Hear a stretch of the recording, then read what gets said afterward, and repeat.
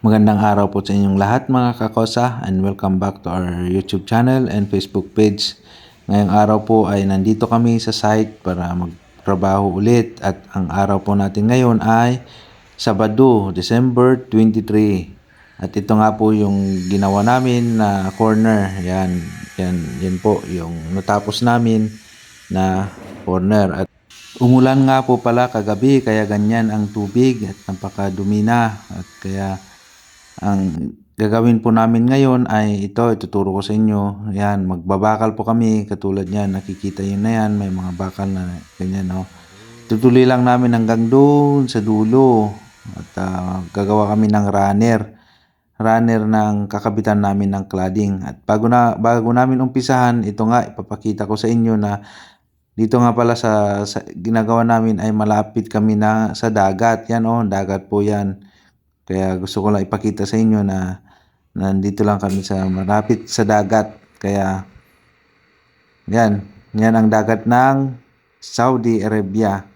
At ito nga, nandito na kami at prepare na namin yung mga materyales na gagamitin namin na bakal. At ito, lagyan lang namin ng tubig yung level hose, at matatawa kayo dito sa kasama ko kung anong gagawin niya. Hindi, ganun mo ang kamay mo para hindi lalabas yung hangin.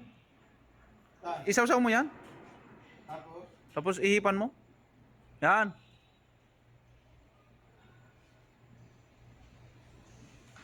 Yan na. Tama na.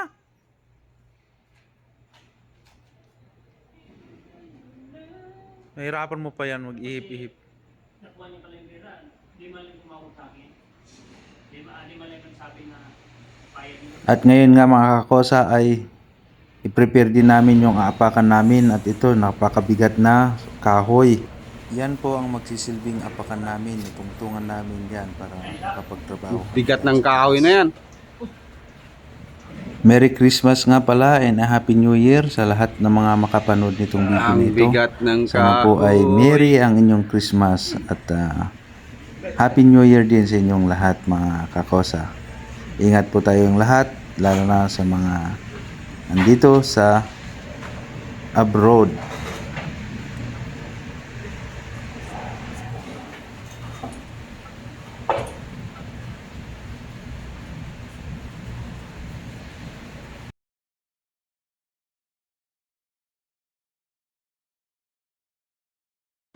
At ito na nga, Yung dalawa, nag-umpisa na kami nagdi-drill. maglagay ng mga bakal. Gumamit kami ng hilti para may kapitan ng tornilyo. At dito na kami sa taas, at yan, nilalagay na namin yung mga bakal para may gagawin kaming runner. Kumbaga, yung kakapitan ng cladding na aming kakabit. Pagkatapos nga namin maglagay ng mga patayong bakal dito, at nag-level na kami gamit ang level hose para pantay ang bakal na aming i-welding dyan. Oh, yan na naman sila nagbabakal. Ayaw magpawat yung dalawa, mga kakosa. Yan si Nonoy, yun yung pinakagwapo sa amin, tatlo. Pwede na! At siya din yung playboy. Patay! Yari! Asawa niya yan, international eh. Ganyan po ang aming ilalagay hanggang doon sa dulo. Pero hindi pa nagtatapos dyan, meron pa kaming ilalagay na bakal sa ilalim para yun ang magsilbing kapitan ng cladding na aming ilalagay. At ipapakita ko sa inyo pagka mag-cladding na kami. At sa oras nga na ito ay mag-alas 12 na, kaya winilding lang namin dyan para kakain na kami dahil tanghali na at gutom na rin kami.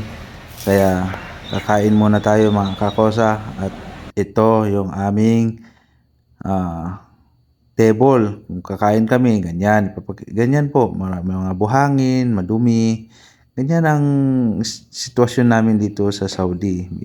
Kami po ay hindi naman maarte, kaya katulad niyan, oh, ganyan. At ito nga, binuksan na natin ang ating ulam, kaya share na naman kami. At ito, makikita niyo yung maraming sinasabi, siya ang pinakamataba sa amin. At yan, hindi nawawala ang kasama naming langaw pag kumakain kami. At pagkatapos namin kumain, ito nga, nagpapahinga muna kami. Idlip-idlip muna dahil alauna pa ang entrada na naman namin. Kaya ito, tingnan nyo itong kasama ko na ang taba-taba. Pero kahit natambay ng ilang buwan, tingnan nyo ang nangyari sa kanya. Ang laki ng tiyan. At ito, ganyan, idlip-idlip muna kami dyan. At maya-maya ay laban na naman sa trabaho. At ganyan ang Saudi. At ito nga, alauna na. At ito, magwi-welding na naman kami hanggang sa hintayin namin na matapos hanggang alas 5 na naman kung ano ang matatapos namin. Ang trabaho nga pala na ito ay hindi ito yung trabaho ko nung nagpunta ako dito sa Saudi. At dahil nga undocumented tayo, naging undocumented tayo, ay napasok natin yung mga ganitong trabaho hanggang sa natuto tayo ng konti. Ganyan, natuto tayo maghawak ng drill, natuto tayo ng konti na mag-cladding. Kaya sa mga hindi nakakalam ng cladding, ito po yung tinatawag nilang cladding. Kaya ako din at hindi ko alam ito dati. At dahil nga sa naging takas tayo, kaya natutunan natin, napasok natin ang mga ganitong trabaho kahit hindi natin linya. Pero natutunan din natin. Kagaya din ng pagwi-welding, hindi rin ako marunong dati. At dahil nga pakialamero ako dati sa mga ginagawa namin, ay medyo natuto din tayo konti. Pero hindi naman kagalingan. Kaya, ayan, kahit paano may natutunan tayo. Bayan!